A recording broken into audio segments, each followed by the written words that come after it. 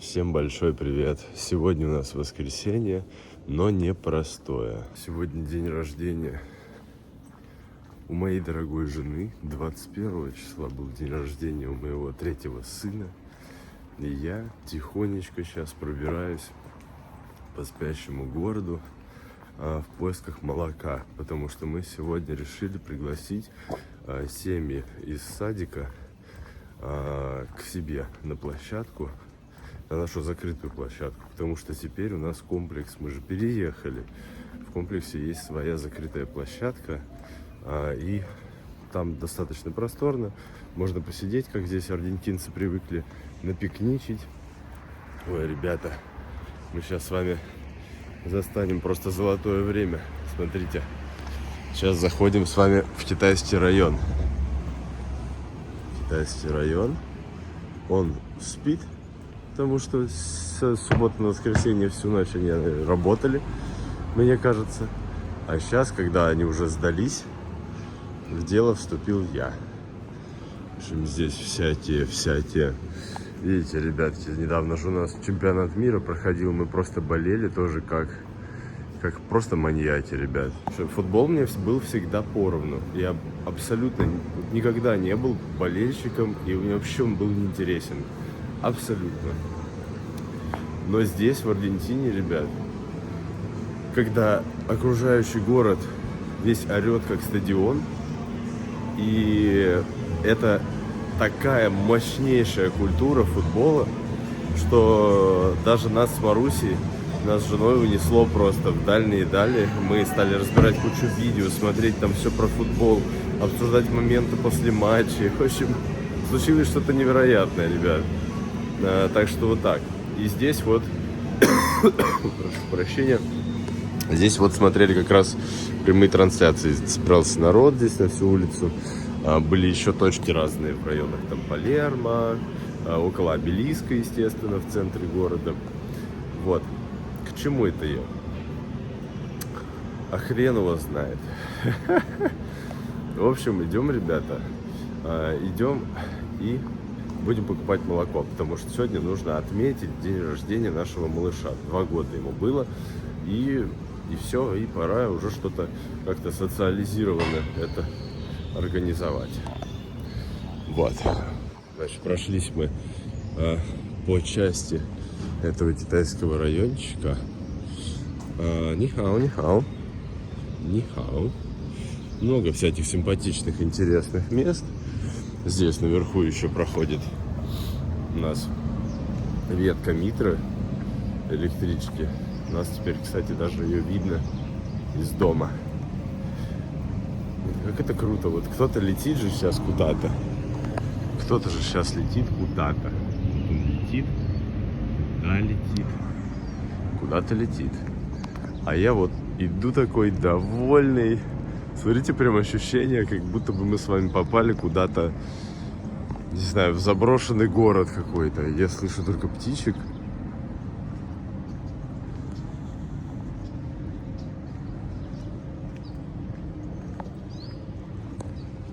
Блин, здорово. Почему же я достал сейчас камеру и стал снимать? История очень занимательная, потому что, если коротко, я сам себя ограничиваю очень часто. И часто это происходит неосознанно. Но сейчас я испытал такой сон, который вообще таких ощущений я не припомню за долгие-долгие годы. В общем, было все так, как будто действительно это произошло в реальности. То есть настолько он реалистичный, этот сон был. В общем, я где-то там исследую какие-то здания, современные технологии, рядом там вокруг такая, много народу всякого, все идут по своим делам. И тут внезапно, короче, что-то меня ловят, арестовывают и сажают. Значит, с собой увозят, там что-то приговор туда-сюда, в общем. И мне мой знакомый говорит, это типа 1,5 месяца. Я такой, типа, что вообще происходит, потому что я абсолютно никаких противоправных действий не совершал. И, в общем, я сажусь в тюрьму. Там очень мало места, тесно, очень отвратительное ощущение безысходности, ощущение, что попал в ловушку.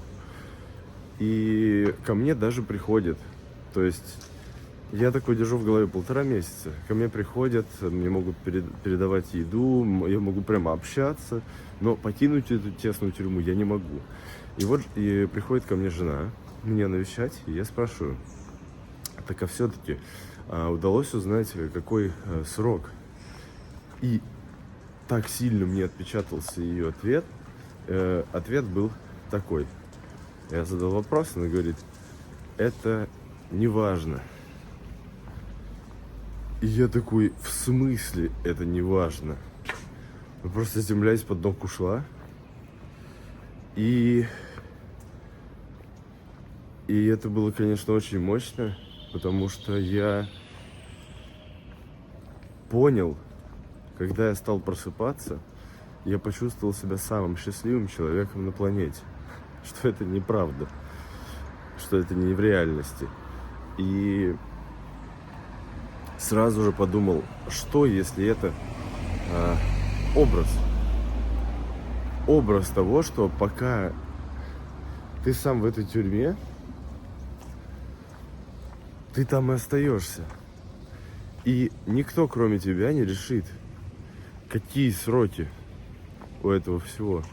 Про внутреннюю, про ограничения, про убеждения, про все прочее. Потому что сейчас есть несколько ярких примеров в жизни, когда человек просто пробует новое, не придавая этому значения, и его это выводит в такие далекие дали, в такие высокие выси. В общем, ребят, и вот так. И я иду сейчас, вот перевариваю эти мысли, и мне стало почему-то легко. Я достаю на улице камеру и записываю влог. Для меня это, наверное, ощущение, что я не во внутренней тюрьме. Я здесь. И у меня есть свобода действий, свобода выбора. Вот, пошли за молоком.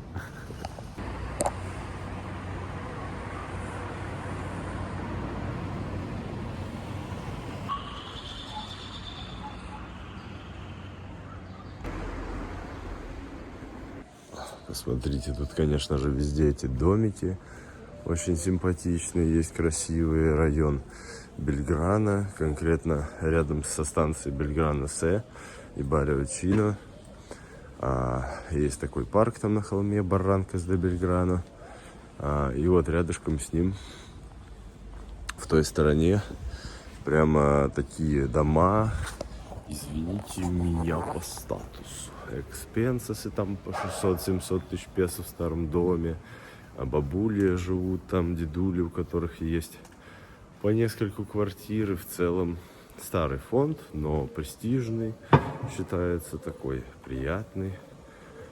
Ой, не знаю, что может быть приятнее работающих коммуникаций, не ржавых, не отбитых, современного ремонта, приятных, современных чистых кроватей, мебели, окон нормальных, которые ничего не задувают.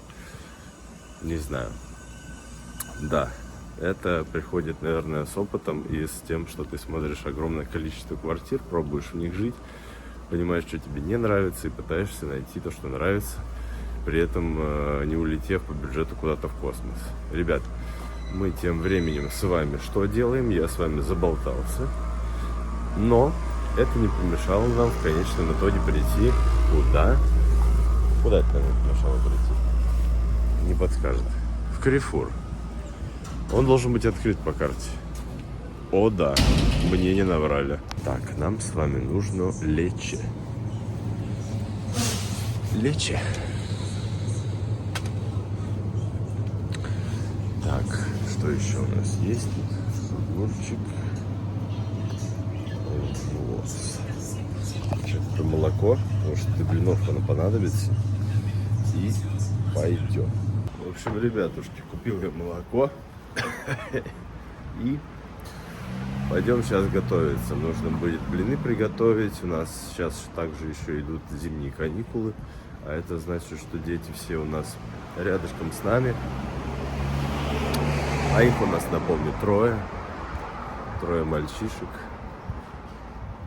И это, конечно, не хухры-мухры, ребята. Это не хухры-мухры.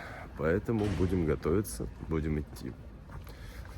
Еще хочу сказать, что по формату, по уровню расслабленности, по уровню вот простоты повествования мне очень импонирует вот Саша Шапик. Вот кого я смотрю, до этого мне еще нравились каналы «Не страшно», там, где чувак путешествовал на тук-туке по Южной Америке, как раз таки у нас тут по соседям, и еще пара ребят. Но почему-то вот именно от Саши Шапика есть у меня такое ощущение какой-то вот глубины, какой-то больше, наверное, взрослости, не знаю.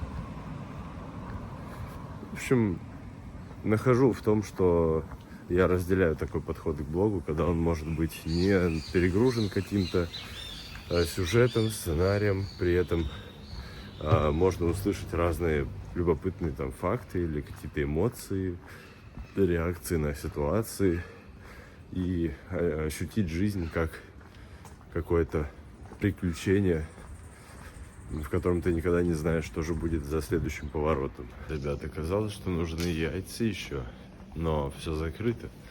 Сейчас 9 с лишним утра, воскресенье. Все закрыто, пара магазинчиков вот сетевых открыты. А большинство магазинов откроются либо в понедельник у них тоже выходной. Это отдельная, кстати, фишка и удовольствие, что кафешки могут закрываться в середине дня на несколько часов, открываться потом. Часть там может с 12 только работать. Я говорю еще про продуктовые, не только про кафе. В общем, здесь все отдыхают как могут и работают в каждой своих графиках, поэтому нужно немножко к этому привыкать. Хотя китайцы, которые держат свои магазины, допоздна открыты и саранья открываются, в принципе, на них можно всегда рассчитывать. Ребята, это удача. Нашел за 6000 песо еще яйца 30 штук, муку взял, вот еще что. Ну все, теперь наконец-то думаю, что можно зайти домой, быстренько сейчас что-то еще делать, позавтракать, попить кофейку, готовиться к тому, что придут аргентинцы. Ну все, увидимся.